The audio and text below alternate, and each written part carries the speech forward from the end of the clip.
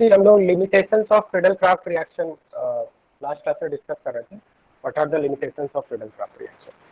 तो इसमें मैंने आपको बताया था कि highly reactive rings like aniline and highly deactivated rings like nitrobenzene and cyanobenzene do not give Friedel Crafts reaction. इसका रीजन मैंने आपको बताया था। Highly reactive rings like aniline Friedel Crafts reaction क्यों नहीं देता है? बिकॉज जो आपका कार्बोकैटायन बनता है वो आपका क्या होता है, अमोनिया के साथ यहाँ पे जो NH2 ग्रुप है उसके साथ कॉम्प्लेक्स बना लेता है। बात समझ में आ रहा है? तो instead of attacking on benzene ring ये आपका NH2 के लोन पेयर से रिएक्ट कर जाता है। लास्ट क्लास में बताया था मैंने आपको। बात समझ में आ रही है या नहीं? सभी स्टूडेंट्स को याद है ये बात? और highly deactivated ring like nitrobenzene cyanobenzene Friedel Crafts reaction क्यों नहीं देते हैं? बिकॉज उनमें इलेक्ट्रॉन डेफिशिएंसी हो जाता है, रिंग क्या हो जाता है, डीएक्टिवेट हो चुका होता है। कोई भी आपका कार्बोकैटायन रिंग पे तभी अटैक करेगा जब वो आपका क्या होगा, इलेक्ट्रॉन रिच होगा। तो इलेक्ट्रॉन डेफिशिएंट हो जाने पे आपका nitrobenzene cyanobenzene Friedel Crafts reaction नहीं देता है। सेकंड लिमिटेशन क्या, poly alkylation is possible but poly acylation is not possible. Poly alkylation का मतलब क्या है? पॉली एल्किलेशन का मतलब सपोज मान लिया अगर हमने इस तरह से लिया,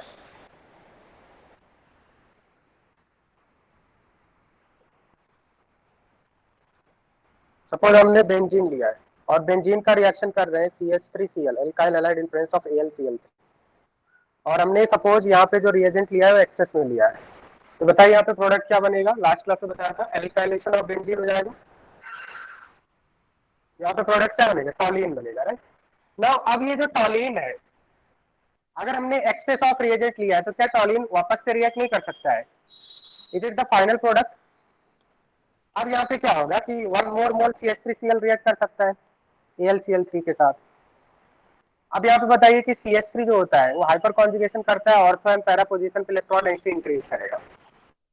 तो बताइए नेक्स्ट अटैक कहाँ पे होगा CH3 का? नेक्स्ट जहाँ से CH3 प्लस यहाँ पे इलेक्ट्रोफाइल जनरेट हो रहा है वो कहाँ पे अटैक करेगा? आइदर एट ऑर्थो पोजीशन और एट पैरा पोजीशन। यहाँ पे क्या बनेगा? ऑर्थोजाइलिन, इसको जाइलिन बोलते हैं, ऑर्थोजाइलिन प्लस पैराजाइलिन, मिक्सचर ऑफ ऑर्थोजाइलिन प्लस पैराजाइलिन बनेगा। बात समझ में आ रहा है?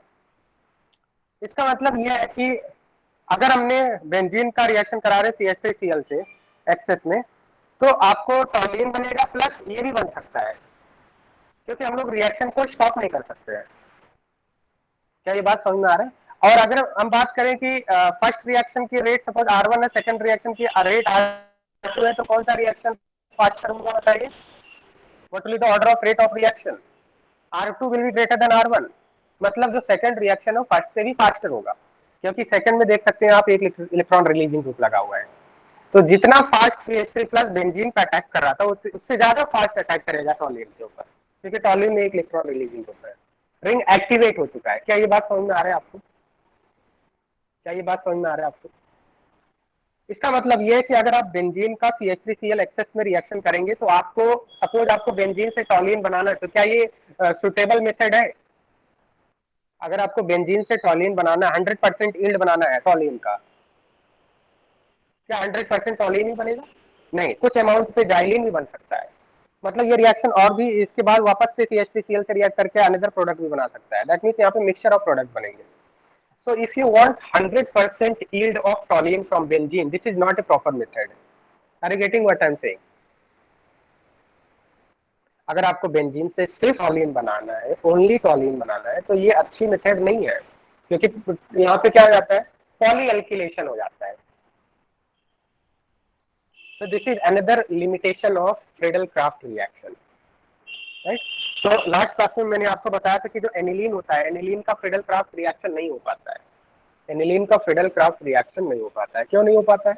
इसका रीजन क्या बताया था मैंने कि instead of attacking on benzene ये नाइट्रोजन के लोन पेयर से अटैक करके एक कॉम्प्लेक्स बना लेता है और रिंग को डीएक्टिवेट कर देता है। इसके बाद जो है CH3Cl फर्दर इस रिंग पे अटैक नहीं कर पाता। तो एनिलीन का Friedel-Crafts रिएक्शन क्यों नहीं होता है? समझ में आ रहा है क्या बात आपको? वैसे तो और फास्ट होना चाहिए था, क्योंकि एनिलीन में NH2 ग्रुप है, इलेक्ट्रॉन रिलीजिंग ग्रुप। तो अगर एक हिसाब से देखा जाए तो एनिलीन का और फास्ट होना चाहिए Friedel-Crafts रिएक्शन, बट होता ही नहीं है, क्योंकि वो CH3 प्लस जो है वो नाइट्रोजन लोन पेयर से रिएक्शन कर लेता है, कॉम्प्लेक्स बना लेता है instead of attacking on benzene, right. और highly deactivated ring like nitrobenzene और साइनोबेंजीन ये भी आपके Friedel-Crafts रिएक्शन नहीं देते।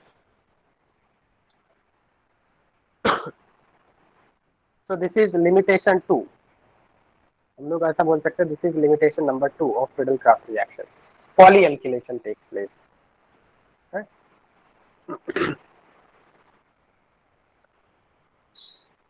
अब पॉली एसाइलेशन की अगर हम बात करते हैं, जैसे हमने यहाँ पे पॉली एल्काइलेशन हुआ था, क्या पॉली एसाइलेशन भी हो सकता है?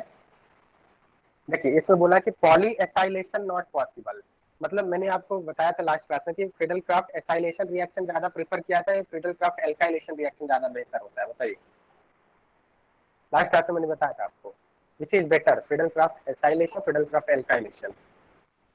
फ्रीडल क्राफ्ट एसाइलेशन, एसाइलेशन बेहतर क्यों होता है? क्योंकि एसाइलेशन में रीअरेंजमेंट नहीं होता है, और दूसरी बात पॉली एल्काइलेशन भी नहीं होता है एसाइलेशन में। अगर फ्रीडल क्राफ्ट एसाइलेशन रिएक्शन हम लोग देखें, जैसे मान लिया सपोज आपको बेंजीन से, सपोज आपको बेंजीन से हमें प्रोपाइल बेंजीन बनाना है। अगर बेंजीन से प्रोपाइल बेंजीन बनाना है तो बताएं यहाँ पे कौन सा रिएक्शन आप लोग लेंगे, कौन सा रिएक्शन कराएंगे? फ्रीडल क्राफ्ट एसाइलेशन और एल्काइलेशन। एसाइलेशन कराना चाहिए, एल्काइलेशन, एसाइलेशन कराना चाहिए। तो यहाँ पे क्या कराना चाहिए हमें? फ्रीडल क्राफ्ट एसाइलेशन कराना चाहिए। एल्काइलेशन क्यों नहीं? क्योंकि अगर एल्काइलेशन करेंगे तो वहाँ पे क्या हो जाएगा? एल्काइलेशन करेंगे तो वहाँ पे क्या हो जाएगा? रीअरेंजमेंट हो जाएगा, राइट, रीअरेंजमेंट हो जाएगा। तो यहाँ पे हम लोग फ्रीडल क्राफ्ट एसाइलेशन करेंगे, और एसाइलेशन करने के लिए कौन सा रिएजेंट लेंगे? CH3 CH2 COCl AlCl3, पहले ये लेंगे हम लोग, ये रिएजेंट हम लोग लेंगे। तो इस रिएजेंट से क्या बन जाएगा? इस रिएजेंट से आपका जो प्रोडक्ट बनेगा that will be like this, CO CH2 CH3, ये आपका प्रोडक्ट बन जाएगा। देन हम लोग इसका रिडक्शन करा देते हैं, zinc He conc HCl, Clemmensen's reduction जिसको बोलते हैं। तो क्लीमेंसन्स रिडक्शन में क्या होता है? CO ग्रुप CH2 में कन्वर्ट हो जाएगा, क्लीमेंसन्स रिडक्शन, क्लीमेंसन्स रिडक्शन हम लोग यहाँ पे करा सकते हैं। अब यहाँ पे फ्रीडल क्राफ्ट एसाइलेशन में पहले यहाँ पे जो आपका एडवांटेज है, फर्स्ट एडवांटेज इज रीअरेंजमेंट नहीं होता है इन फ्रीडल क्राफ्ट एसाइलेशन, रीअरेंजमेंट नहीं होता है और पॉली एल्काइलेशन भी नहीं होता है। तो हम यहाँ पे लिख सकते हैं advantage of Friedel Crafts acylation over alkylation. First advantage is no rearrangement, and second advantage is no polyalkylation, no polyacylation, no polyacylation। अब इसमें polyacylation क्यों नहीं होता है? polyacylation क्यों नहीं होता है बताएंगे? मतलब जैसे यहाँ पे बेंजीन का जब हमने एसाइल ग्रुप से किया तो ये बन गया आपका, ठीक है। अब इसका यहाँ पे जब CO आ गया, CO कैसा ग्रुप होता है? CO इलेक्ट्रॉन विड्रॉइंग ग्रुप होता है, तो ये तो रिंग डीएक्टिवेट कर दे रहा है, मतलब रेट पहले से स्लो हो जाएगा। मतलब जब पॉली एसाइलेशन करना चाहेगा, मान लिया CH3 CH2 COCl, तो क्या उतने स्पीड से होगा जितनी इजीली पहले फर्स्ट वाला रिएक्शन हुआ है? क्या उतने इजीली होगा सेकंड रिएक्शन? यहाँ पे देखिए CO ग्रुप है, ये CO ग्रुप क्या होता है? इलेक्ट्रॉन विड्रॉइंग होता है, मतलब रिंग को डीएक्टिवेट कर दिया इसने, रिंग में इलेक्ट्रॉन डेंसिटी को कम कर दिया। क्या ये बात समझ में आ रहा है आपको? बात समझ में आ रहा है नहीं, बताइए, इज इट क्लियर और नॉट? देखो अब यहाँ पे मैं बताता हूँ आपको, जैसे मान लिया अगर आपको बेंजीन का रिएक्शन अगर आपने CH3 CH2 CH2 Cl AlCl3 पे किया, तो पहली बात तो आपका रीअरेंजमेंट हो गया, ऐसा हो गया, बन गया आपका प्रोडक्ट, रीअरेंज प्रोडक्ट बन गया, रीअरेंज्ड प्रोडक्ट, रीअरेंज प्रोडक्ट बन गया। प्लस प्लस इसमें हो सकता है कि आपका, क्योंकि अब ये क्या हो चुका है, रिंग एक्टिवेट हो चुका है, तो इस अगर हम आपने एक्सेस में लिया है, अगर आपने एक्सेस में लिया तो वापस से अटैक कर सकता है, और वापस से अटैक करके ऑर्थो एंड पैरा पे, ऑर्थो पे तो स्टेरिक क्राउडिंग हो जाएगा, पैरा पे एक और बार बन सकता है। बात समझ में आ रहा है नहीं?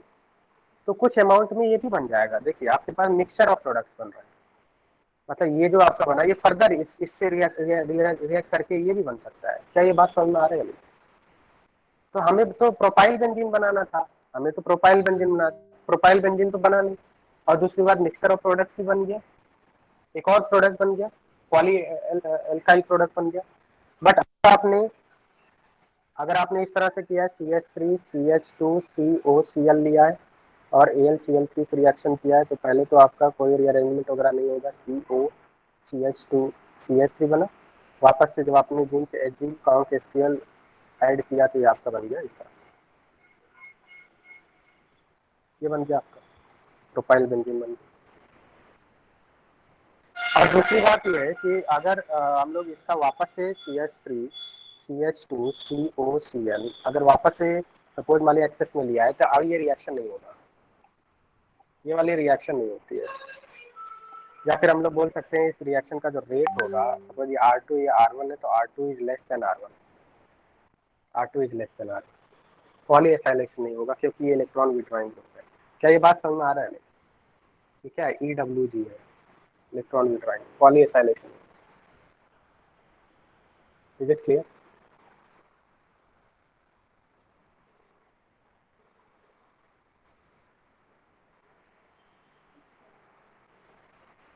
Polyalkylation is possible, but polyacylation is not possible.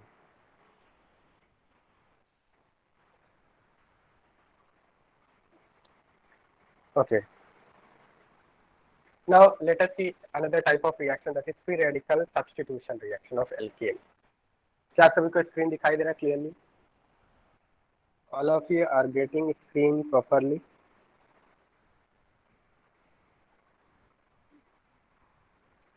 Okay. So next topic is free radical substitution reaction of alkane.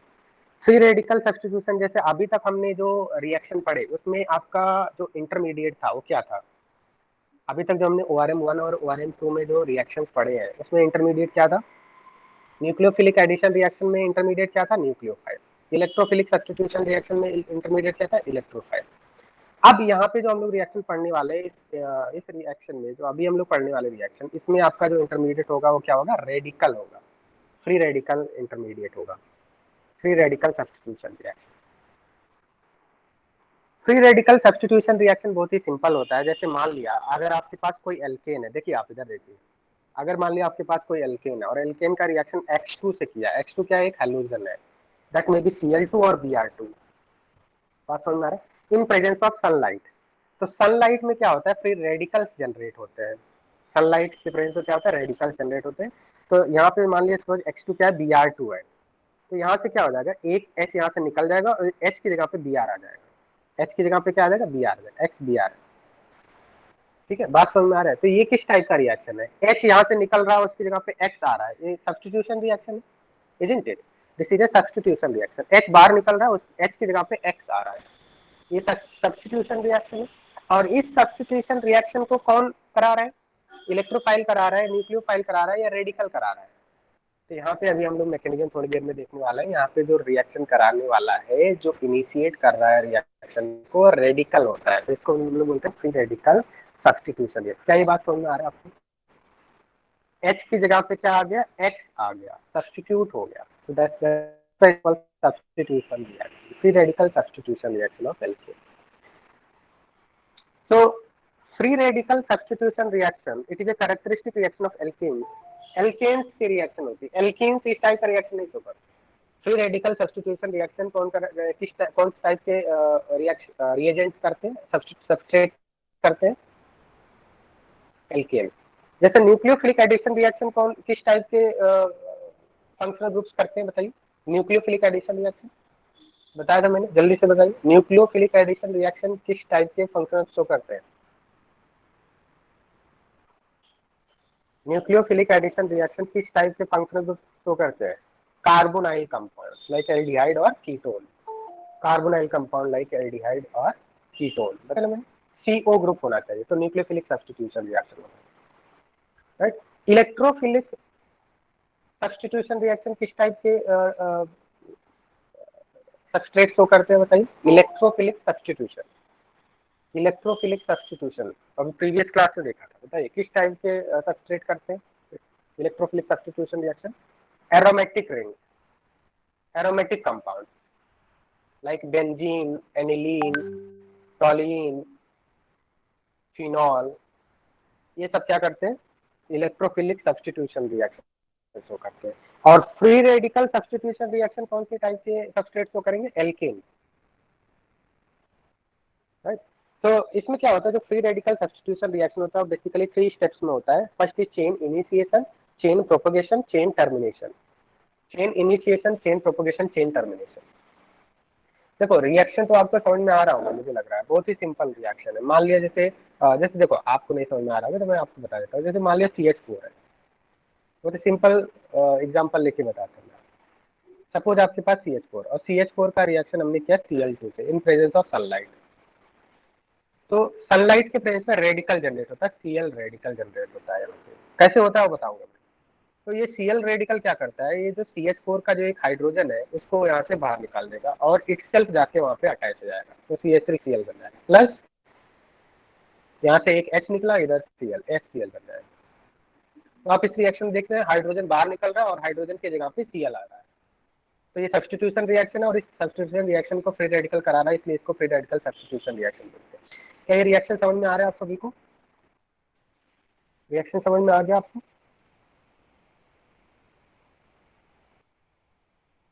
का जो हाइड्रोजन है उसी जगह पे Cl आ जाएगा, ठीक है। अब इस रिएक्शन का जो आपका मैकेनिज्म है, ये रिएक्शन कैसे होता है, पहला स्टेप जो होता है, 3 स्टेप्स में रिएक्शन होता है, चेन इनिशिएशन, प्रोपगेशन, टर्मिनेशन।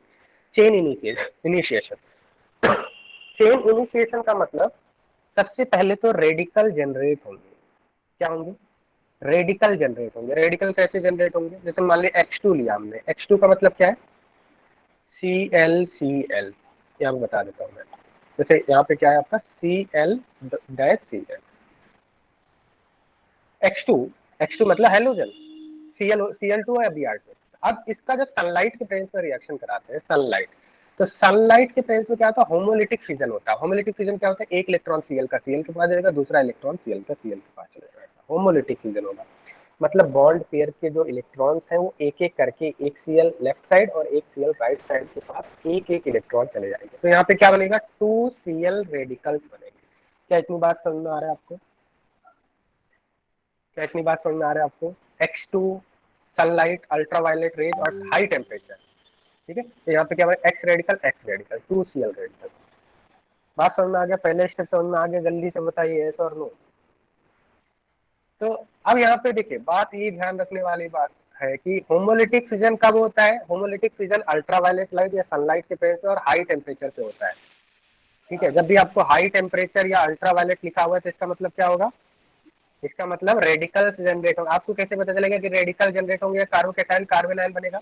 ऐसा भी तो हो सकता था X प्लस X माइनस के फॉर्म में ब्रेक हो, हेट्रोलिटिक फिजन हो।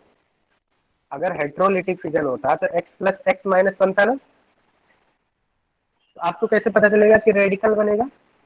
तो रेडिकल बनने के लिए यहाँ पे देखिए, जब भी अल्ट्रावायलेट या सनलाइट लिखा हो और सनलाइट और हाई टेम्परेचर लिखा हो, तो हाई टेम्परेचर और सनलाइट के प्रेजेंस पर रेडिकल्स जनरेट होते हैं। बात समझ में आ रहे नहीं? हाई टेम्परेचर एंड सनलाइट के प्रेजेंस पर रेडिकल्स जनरेट होते हैं। क्लियर बात? Next is chain propagation. Chain propagation का मतलब क्या है, यहाँ पे जो एक्स रेडिकल बना, ये आर एच मीन्स एल्केन से रिएक्शन करेगा और एक रेडिकल क्या करता है, दूसरे कंपाउंड को भी रेडिकल बना देता है। जैसे मतलब यहाँ पे क्या है कि ये जो एक्स रेडिकल यहाँ से जनरेट हुआ है, ये आर एच को भी एक इस तरह से ब्रेक कर देगा। तो यहाँ से क्या निकलेगा, आर रेडिकल और यहाँ से एच रेडिकल और एक्स रेडिकल मिलकर एच एक्स बन जाएगा। इतनी बात समझ में आ रहा है? तो आर रेडिकल यहाँ पे जनरेट हो गया, यहाँ पे आर रेडिकल जनरेट हो गया। क्लियर? बात क्लियर है? आर रेडिकल जनरेट होगी।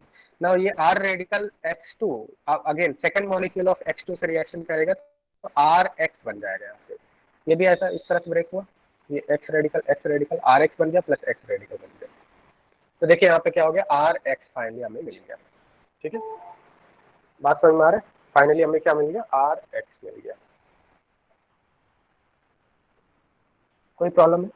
आर एक्स एल्काइल हैलाइड, ये तो था प्रोडक्ट, प्रोडक्ट में टर्मिनेशन। चेन टर्मिनेशन का मतलब है जो रेडिकल रिएक्शन चेन रिएक्शन होता है। चेन रिएक्शन का मतलब जैसे न्यूक्लियर रिएक्शन होता है, चेन रिएक्शन होता है, मतलब जो कभी स्टॉप ना हो। न्यूक्लियर रिएक्शन क्या होता है, एक न्यूट्रॉन निकला उसके बाद एक से बम्बार्डमेंट हुआ, फिर अगेन थ्री थ्री का मल्टीपल बनते हैं। तो ये भी फ्री रेडिकल जो रिएक्शन है, एक रेडिकल दूसरे को रेडिकल बना देता है, दूसरा तीसरे को रेडिकल बना देगा, तीसरा चौथे को रेडिकल बना देगा, इस तरह से होता है। तो रिएक्शन स्टॉप भी तो होना चाहिए। तो चेन टर्मिनेशन का मतलब ये रिएक्शन स्टॉप कैसे होगा? तो यहाँ पे जो एक्स रेडिकल बना है इधर इस समय, ठीक है, ये क्या होता है, मतलब ये सभी चीजें कहीं ना कहीं रेडिकल स्टॉप, रेडिकल जब कंज्यूम होंगे रिएक्शन स्टॉप होगा, अदरवाइज रिएक्शन चलता रहेगा। अगर रेडिकल बनते आ रहे हैं तो एक रेडिकल दूसरे न्यूट्रल कंपाउंड को रेडिकल बना देता है, मतलब कहीं ना कहीं रेडिकल कंज्यूम होने चाहिए। तो यहाँ पे देख सकते हैं एक्स एक्स में कंबाइन होकर कंज्यूम हो सकता है, आर रेडिकल से combine, these are the possibilities. R radical से कंबाइन होकर आर बना सकता है, आर रेडिकल एक्स रेडिकल से कंबाइन होकर आर एक्स बना सकता है, राइट।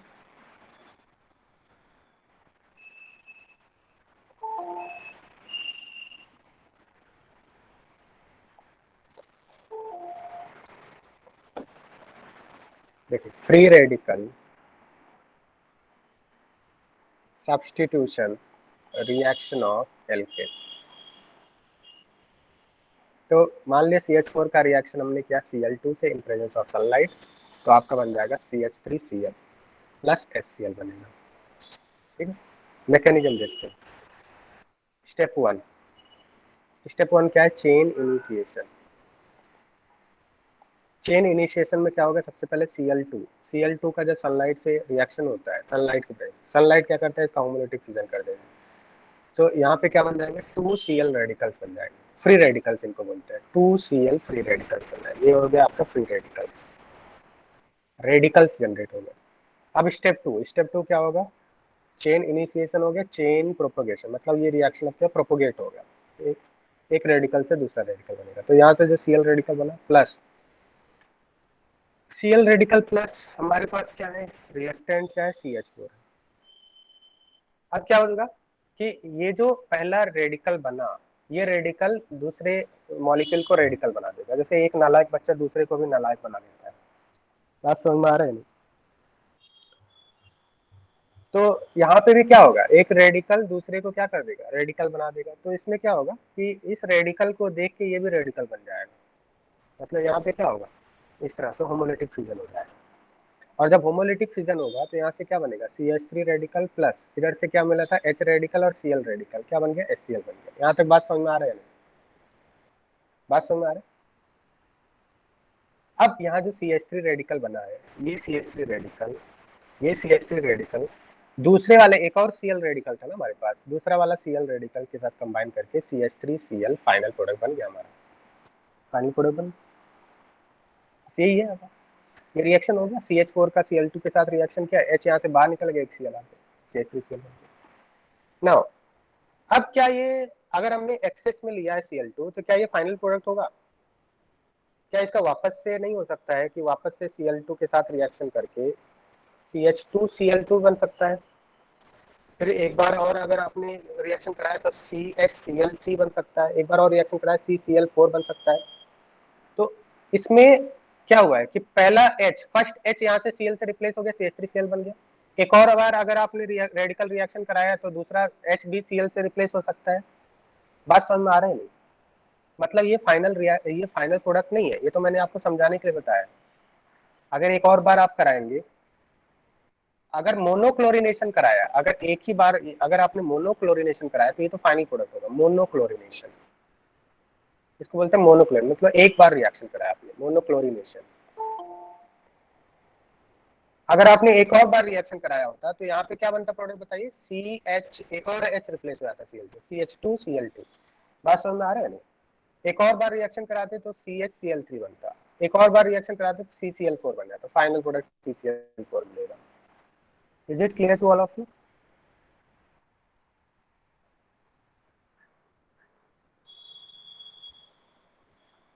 बात समझ में आ रहा है क्या?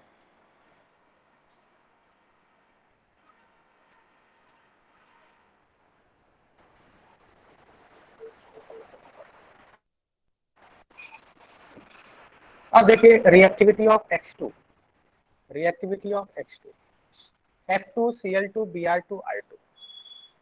अब यहाँ पे अगर हम रिएक्टिविटी की बात करें तो मैक्सिमम रिएक्टिविटी आपकी F2 की होगी, देन Cl2, देन Br2 और लास्ट में आपकी I2 की आएगी।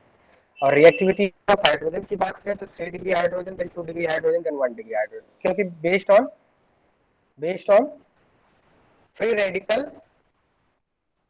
On stability of radical. तो मैक्सिमम स्टेबल कौन सा रेडिकल होता है? 3 डिग्री, देन 3 डिग्री के बाद 2 डिग्री, 2 डिग्री के बाद 1 डिग्री। उसके बेसिस पे यहाँ पे आंसर दिया।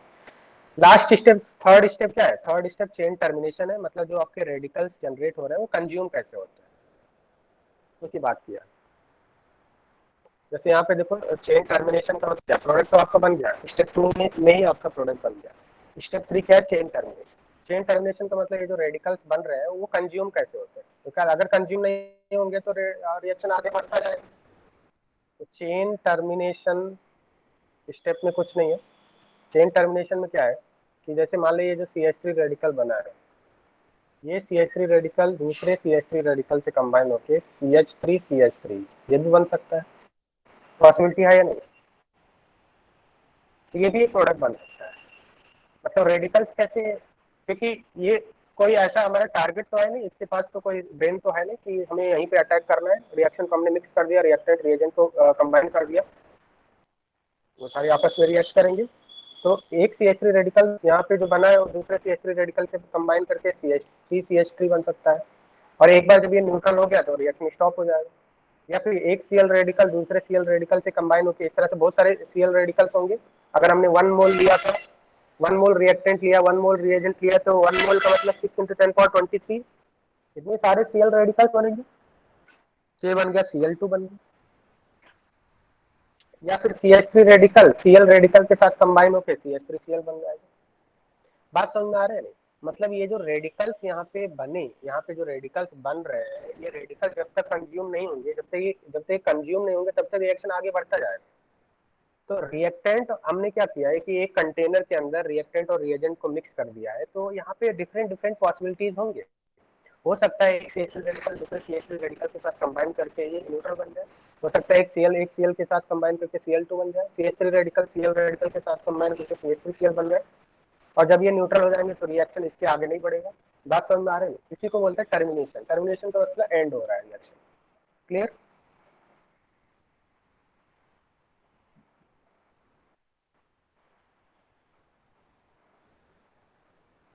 नहीं, 3 डिग्री का मतलब नहीं है, उसको मैं आपको बताता हूँ, आप उसमें कंफ्यूज हो रहे हैं। ठीक है, वो अभी आपको समझ में आ जाएगा थोड़ी देर में। ना देखिए यहाँ पे जैसे मान लिया CH4 का रिएक्शन कर रहे हैं Cl2 in presence of H Cl2 in presence of H तो पहले क्या बना? CH3Cl बन गया प्लस HCl बन गया। वापस से रिएक्शन कराए तो CH2Cl2 बन गया। वापस से रिएक्शन कराए CHCl3 बन गया। वापस से रिएक्शन कराए CCl4 बन गया। क्या ये बात समझ में आ रहा है आप सभी को? क्लियर है जो अभी मैंने आपको थोड़ी देर पहले बताया था?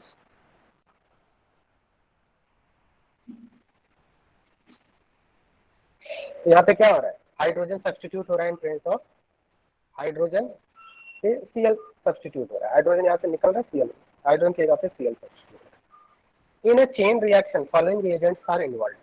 इनिशिएटर मतलब अगर कोई भी चेन रिएक्शन आपको कराना है या फ्री रेडिकल रिएक्शन कराना है तो उसके लिए जो इनिशिएटर्स होते हैं, इनिशिएटर एक तरह से कैटलिस्ट की तरह वर्क करते हैं। They initiate the chain reaction. Initiators are peroxides और पर एस्टर, पेरोक्साइड्स और पर एस्टर। तो एक बात ध्यान रखना कि अगर किसी रिएक्शन में पेरोक्साइड है या पर एस्टर है तो आप समझ जाना कि फ्री रेडिकल रिएक्शन हो सकता है उसमें। फ्री रेडिकल रिएक्शन, ये इनिशिएटर्स होते हैं रेडिकल रिएक्शन के लिए कैटलिस्ट की तरह वर्क करते हैं, पेरोक्साइड और पर एस्टर। अब जैसे पेरोक्साइड की हम लोग बात करें, सपोज हम लोग पेरोक्साइड की बात करते हैं, initiator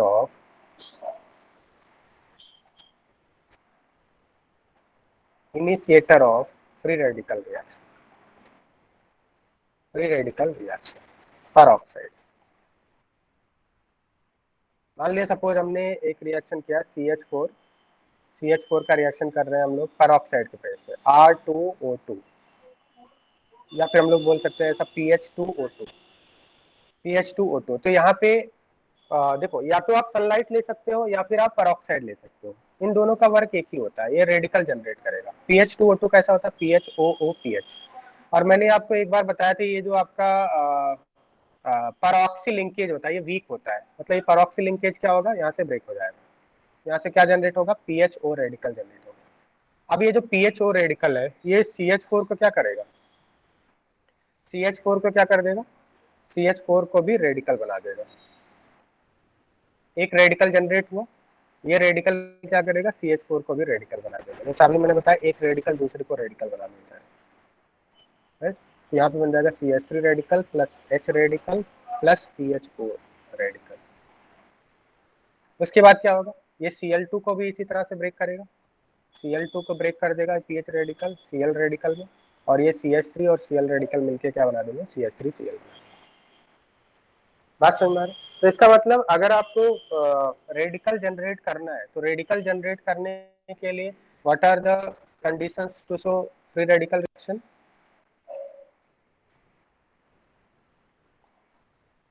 what are the conditions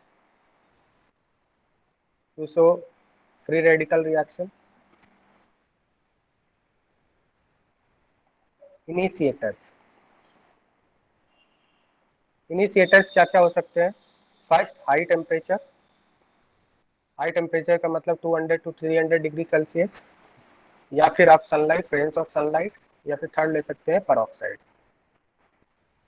presence of peroxide, peroxide means R2O2, right. तो इनमें से अगर भी दिया है तो आप समझ जाना फ्री रेडिकल रिएक्शन होगा। ये सभी फ्री रेडिकल्स जनरेट करते हैं। क्या ये बात समझ में आ रहा है आपको, high temperature, presence of sunlight और प्रेजेंस ऑफ परोक्साइड्स, अगर इनमें से आपको कुछ भी दिया हुआ है तो आप समझ जाना फ्री रेडिकल रिएक्शन होने वाला है, फ्री रेडिकल जनरेट होगा। ये सभी फ्री रेडिकल जनरेट करते हैं। क्लियर, बात समझ में आ रहे हैं।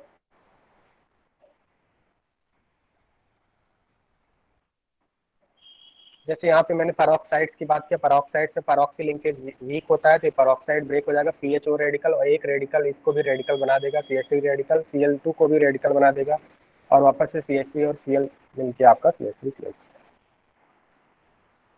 या फिर इसकी जगह पे पेरोक्साइड की जगह पे आप क्या ले सकते थे, पेरोक्साइड की जगह पे क्या ले सकते थे, अगर पेरोक्साइड आप नहीं लेना चाहे तो इसकी जगह सनलाइट ले सकते थे, या फिर आप हाई टेम्परेचर ले सकते थे, राइट। बात समझ में आ रहा है।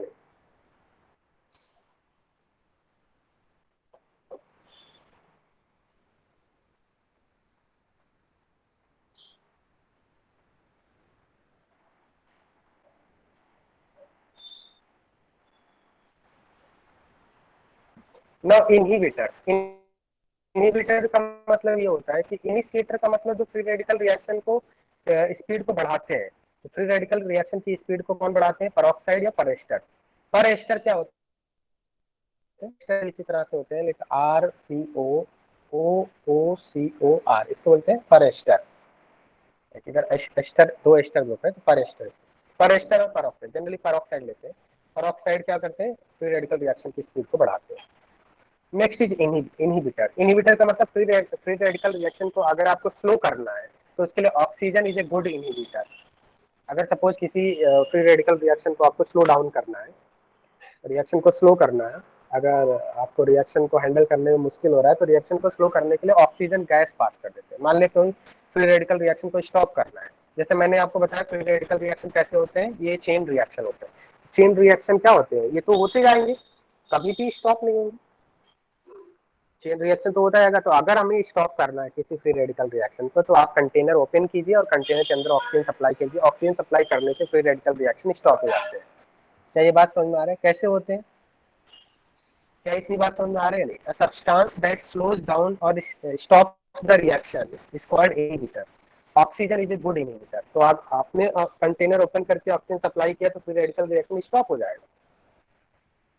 तो इसमें क्या होता है, जैसे जब हम लोग ऑक्सीजन सप्लाई करते हैं तो होता क्या है, जैसे मान लीजिए कोई रेडिकल बना है, हमारे कंटेनर में रेडिकल है, और इस रेडिकल की वजह से एक रेडिकल दूसरे को रेडिकल बना रहा है, दूसरा तीसरे को बना रहा है, तीसरा चौथे को बना रहा है, रिएक्शन आगे बढ़ता जा रहा है।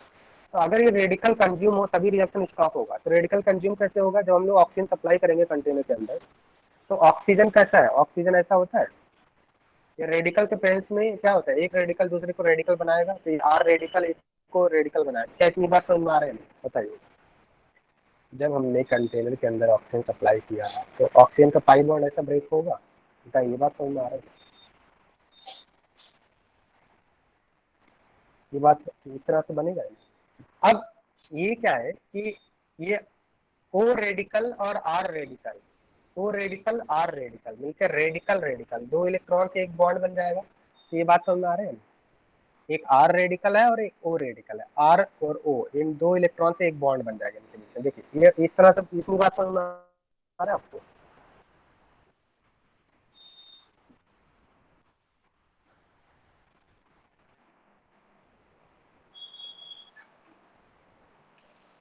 यहाँ पे जो आर रेडिकल है ये ओ रेडिकल से रेडिकल रेडिकल, मतलब दो इलेक्ट्रॉन मिलके एक बॉन्ड बन जाते हैं। देखो नहीं समझ में आ रहा है आपको?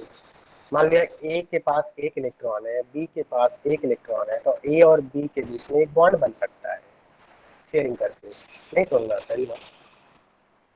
ए के पास एक इलेक्ट्रॉन है, बी के पास एक इलेक्ट्रॉन है, दोनों एक एक इलेक्ट्रॉन शेयर करेंगे, शेयरिंग करने से एक कोवेलेंट बॉन्ड बन जाएगा या नहीं बन जाएगा बताइए? बन जाएगा ना। तो वैसा ही यहाँ पे भी कुछ ऐसा हो रहा है कि सपोज मान लिया एक ऑक्सीजन के पास एक इलेक्ट्रॉन है और एक इलेक्ट्रॉन आर के पास है, एक एक इलेक्ट्रॉन शेयर करके क्या ये बॉन्ड नहीं बना सकते हैं? बॉन्ड बना लिया। ठीक है। और यहाँ पे देखिए आर रेडिकल और ओ रेडिकल, वापस से एक और आर रेडिकल इस तरह से होगा, एक और रेडिकल आएगा, तो ये देखिए न्यूट्रल हो गया। क्या हो गया? कंज्यूम हो गया ना। अब ये न्यूट्रल हो गया तो इसका मतलब क्या होगा कि हमारा जो आर रेडिकल था वो कंज्यूम होता जा रहा है एक तरह से। मतलब जब हमने ऑक्सीजन सप्लाई किया तो आर रेडिकल कंज्यूम हो रहा है। देखिए आर रेडिकल न्यूट्रल हो गया, और जब न्यूट्रल हो जाएगा तो क्या ये अब ये रिएक्शन को आगे नहीं बढ़ा पाएगा। बात समझ में आ रही है? क्योंकि जो रेडिकल था वो कंज्यूम हो रहा है। तो अगर किसी फ्री रेडिकल चेन रिएक्शन को हमें स्टॉप करना है तो कंटेनर ओपन करके उसमें ऑक्सीजन की सप्लाई कर देते हैं। बात क्लियर है? नहीं, ऑक्सीजन सप्लाई करने से जो रेडिकल्स है वो कंज्यूम हो जाते हैं, रेडिकल्स न्यूट्रल हो जाते हैं और रिएक्शन स्टॉप हो जाता है। So all reactive alkyl free radicals are consumed, so reaction stops for a period of time. Is it clear to all of you?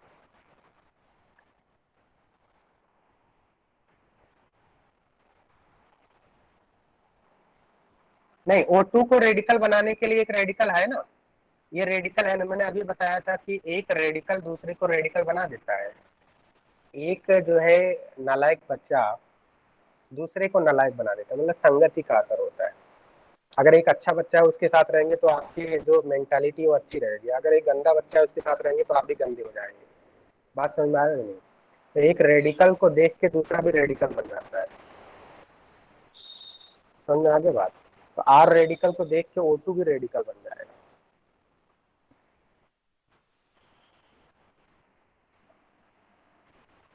ना हेलोजिनेशन ऑफ हायर एल्केन्स, मान लिया सपोज हमारे पास प्रोपेन है और propane का रिएक्शन Cl2 से करेंगे, तो यहाँ पे कितनी पॉसिबिलिटीज है? देखिए ये अच्छे क्वेश्चन है। इस तरह से मान लिया मोनोक्लोरिनेशन करा है, इन सभी में हम लोग मोनोक्लोरिनेशन करा है, बात ध्यान रखना, मोनोक्लोरिनेशन करा है। तो अगर आपसे पूछा है कि प्रोपेन का मोनोक्लोरिनेशन बनाए तो कितने प्रोडक्ट्स बनेंगे, तो आप देखिए कि प्रोपेन में कितने डिफरेंट टाइप के हाइड्रोजन है, how many different type of hydrogen are there. तो डिफरेंट टाइप ऑफ हाइड्रोजन समझना जरूरी है कि इस प्रोपेन के अंदर ए टाइप, ये ए टाइप, क्या ये दोनों सेम टाइप के हाइड्रोजन है? बात समझ में आ रही है? ये इक्विवेलेंट हाइड्रोजन इनको बोलते हैं, 1 डिग्री, क्योंकि दोनों ही 1 डिग्री है। और दोनों क्या इस कंपाउंड के अंदर प्लेन ऑफ सिमेट्री दिख रहा है आपको? इस कंपाउंड के अंदर प्लेन ऑफ सिमेट्री है या नहीं? देखिए प्लेन ऑफ सिमेट्री है, मतलब ये जो कार्बन है और ये कार्बन सेम ही है। तो ए टाइप और एक जो बीच वाला हाइड्रोजन है क्या ये डिफरेंट है या नहीं? क्योंकि बीच वाला हाइड्रोजन 2 डिग्री है। तो बताइए प्रोपेन के अंदर कितने डिफरेंट टाइप के, कितने नॉन इक्विवेलेंट हाइड्रोजन है? बताइए मुझे, नॉन इक्विवेलेंट हाइड्रोजन कितने हैं? नॉन इक्विवेलेंट, एक दूसरे से अलग है। नॉन इक्विवेलेंट हाइड्रोजन कितने हैं? दो, दो डिफरेंट टाइप के हाइड्रोजन है इसमें। ठीक है।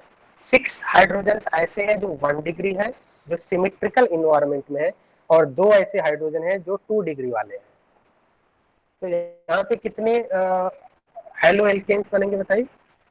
एक तो आपका बन सकता है 2 क्लोरोप्रोपेन और दूसरा 1 क्लोरोप्रोपेन बन सकता है। अगर आपने इसका मोनोक्लोरिनेशन कराया है कि लाइट, लाइट का मतलब सनलाइट, सनलाइट के प्रेजेंस में अगर कराया है तो कितने प्रोडक्ट्स बनेंगे यहाँ पे? जितने डिफरेंट टाइप के हाइड्रोजन उतने प्रोडक्ट बनेंगे। तो यहाँ पे दो डिफरेंट टाइप के हाइड्रोजन तो दो प्रोडक्ट्स बन रहे हैं। सी, दो प्रोडक्ट्स बन रहे हैं। क्लियर है बात? यहाँ पे आपको 2 प्रोडक्ट्स मिलेंगे। अब आप बोलेंगे इसकी सर ये वाला हाइड्रोजन हटा दीजिए, तो ये वाला हाइड्रोजन हटा के एक बार देख लेते हैं। सर आपने ये वाला हाइड्रोजन तो हटा दिया तो ये बन गया, एक बार ये वाला हाइड्रोजन हटाया तो ये बन गया। अगर एक बार ये वाला हाइड्रोजन हटाएंगे, मतलब 1 2 3 कर, अगर थ्री कार्बन नंबर 3 से अगर जो हाइड्रोजन हटाए तो उसको हटाएंगे तो क्या बनेगा? तो क्या कोई डिफरेंट प्रोडक्ट बनेगा? क्या कोई डिफरेंट प्रोडक्ट बनेगा? ये भी 1 क्लोरोप्रोपेन है, ये भी 1 क्लोरोप्रोपेन है, तो कितने प्रोडक्ट्स बनेंगे बताइए मुझे। चाहे आप ये वाला हाइड्रोजन हटाइए या फिर ये वाले कार्बन से हाइड्रोजन हटाइए, एक ही प्रोडक्ट बनेगा ना। तो अगर प्रोपेन का मोनोक्लोरिनेशन कर रहे हैं तो how many products will form? 2 products will form, 2 chloropropane and 1 chloropropane. क्या ये बात सभी स्टूडेंट्स को समझ में आ रहा है? तो जितने नॉन इक्विवेलेंट हाइड्रोजन होंगे, नॉन इक्विवेलेंट मतलब डिफरेंट हाइड्रोजन होंगे, उतने ही प्रोडक्ट मिलने वाले हैं। जैसे यहाँ पे देखिए,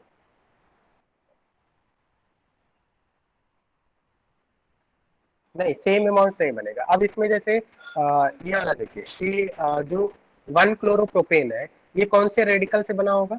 1 क्लोरोप्रोपेन ये वाले रेडिकल से बना होगा, 1 डिग्री रेडिकल, क्योंकि ये 1 डिग्री रेडिकल है और Cl के साथ कंबाइन करके ये बना होगा, तो ये 1 डिग्री इंटरमीडिएट से बना होगा। और ये जो बना है वो कौन से इंटरमीडिएट से बना होगा? ये 2 डिग्री इंटरमीडिएट से बना होगा। ज्यादा स्टेबल कौन है दोनों में से? ये ज्यादा स्टेबल है, इसका मतलब ये मेजर प्रोडक्ट होगा। और ये कैसा होगा? माइनर प्रोडक्ट होगा। मतलब मान लो ये 75% बन रहा है तो ये 25% बनेगा। बात समझ में आ रहा है? तो जो मोर स्टेबल इंटरमीडिएट से बनते हैं वो मेजर प्रोडक्ट होते हैं, ज्यादा अमाउंट में बनते हैं, और जो लेस स्टेबल इंटरमीडिएट से बनते हैं वो लेस अमाउंट में बनते हैं। राइट? तो इनमें जो आपका इंटरमीडिएट होता है, इस रिएक्शन में इंटरमीडिएट क्या है? कार्बोकेटायन, कार्बेनायन या रेडिकल? आप बोलेंगे रेडिकल, रेडिकल इंटरमीडिएट होते हैं यहाँ पे। और रेडिकल की स्टेबिलिटी कैसे चेक करते हैं? Based on alpha hydrogen, more the alpha hydrogen more will stability of radical. बात समझ में आ गई? क्लियर?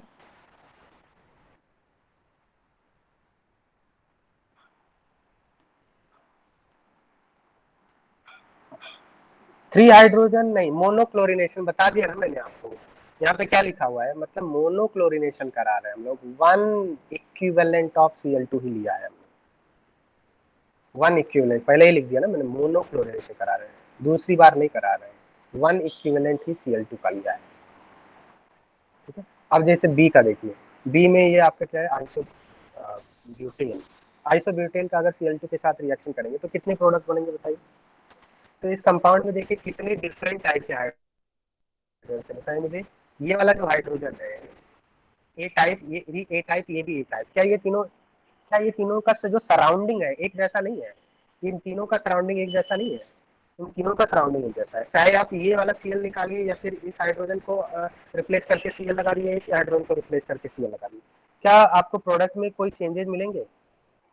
आप ये वाले हाइड्रोजन को यहाँ से Cl लगा दिए और ये वाले हाइड्रोजन से Cl लगा दिए, या फिर ये वाला हाइड्रोजन निकाल के Cl लगा दिए, एक ही प्रोडक्ट बनेगा ना, क्योंकि हम लोग 1 इक्विवेलेंट ऑफ Cl2 से रिएक्शन करा रहे हैं। कितने इक्विवेलेंट? 1 इक्विवेलेंट मोनोक्लोरिनेशन करा रहे हैं। और ये वाला जो बीच वाला जो Cl है, हाइड्रोजन है, क्या ये डिफरेंट इन्वायरमेंट में है? हाँ, ये 3 डिग्री है, ये डी टाइप है। तो कितने नॉन इक्विवेलेंट हाइड्रोजन से बताइए इस कंपाउंड में? नॉन इक्विवेलेंट हाइड्रोजन कितने हैं? 2, जो डिफरेंट इन्वायरमेंट में। तो 2 प्रोडक्ट्स बनेंगे आपको, एक यहाँ से देखिए और एक बीच वाला Cl को हटा दिया आपने। ठीक है? क्या ये बात समझ में आ रहा है सभी स्टूडेंट्स को? इससे मेजर प्रोडक्ट कौन कौन होगा बताइए? मेजर प्रोडक्ट कौन सा होगा? मेजर प्रोडक्ट कौन सा होगा बताइए? मेजर प्रोडक्ट कौन सा होगा? ये आपका मेजर प्रोडक्ट हो जाएगा और ये आपका माइनर प्रोडक्ट हो जाएगा। ये मेजर प्रोडक्ट कौन सा है? क्योंकि ये जो बना होगा ये कौन से रेडिकल से बना होगा? ये वाला कौन से इंटरमीडिएट से बना होगा? 3 डिग्री रेडिकल से बना होगा। ये 3 डिग्री रेडिकल से बना है, इंटरमीडिएट से बना है, तो इसलिए मेजर होगा। और ये जो बना है, ये वाला किससे बना होगा आपका? 1 डिग्री रेडिकल से बना होगा।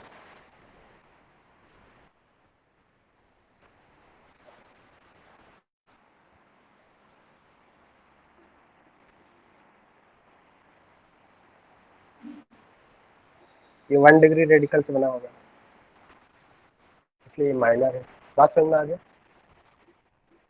अगर हमने Br2 in presence of high temperature पे भी क्या बनता है, हाई टेम्परेचर पे भी रेडिकल बनता है, हीट किया है, हीट करने से भी रेडिकल बनता है, या तो सनलाइट ले लीजिए या फिर हीट कर लीजिए या फिर पेरोक्साइड ले लीजिए, बात एक ही है।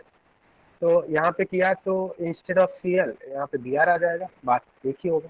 अब यहाँ पे देखिए, अगर 1 डिग्री और 3 डिग्री में कंपेयर किया तो 3 डिग्री में कितने हाइड्रोजन हैं, 3 डिग्री में अल्फा हाइड्रोजन कितने हैं बताइए मुझे, 9। और 1 डिग्री में कितने अल्फा हाइड्रोजन हैं, 1 डिग्री में अल्फा हाइड्रोजन कितने हैं, 1 डिग्री वाले में, 1 डिग्री में अगर यहाँ पे रेडिकल बनता है तो कितने अल्फा हाइड्रोजन होते हैं, ओनली 2, 1, ओनली 1 अल्फा हाइड्रोजन। यहाँ पे 1 अल्फा हाइड्रोजन, इधर 9 अल्फा हाइड्रोजन, इसका मतलब स्टेबिलिटी में काफी ज्यादा डिफरेंस है।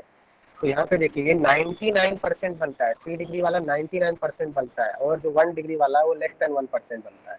बात समझ में आ रहा है, traces of amount, negligible amount में बनता है, ये 99% बनता है, क्योंकि 3 डिग्री रेडिकल 1 डिग्री रेडिकल से काफी ज्यादा स्टेबल होता है। बात समझ में आ रही है, अगर 1 डिग्री और 2 डिग्री है तो ये 75 और 25 का रेशियो होगा। अगर एक 1 डिग्री और दूसरा 3 डिग्री है तो इसका मतलब स्टेबिलिटी में बहुत ज्यादा डिफरेंस, तो एक 99% हो गया, लेस देन 1% होगा। बात क्लियर है नहीं, बात क्लियर है नहीं, बताइए।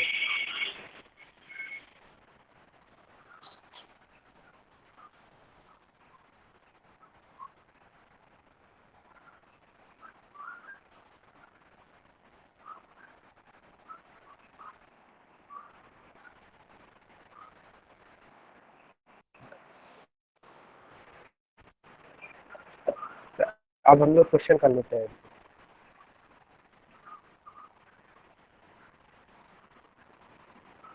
Find number of product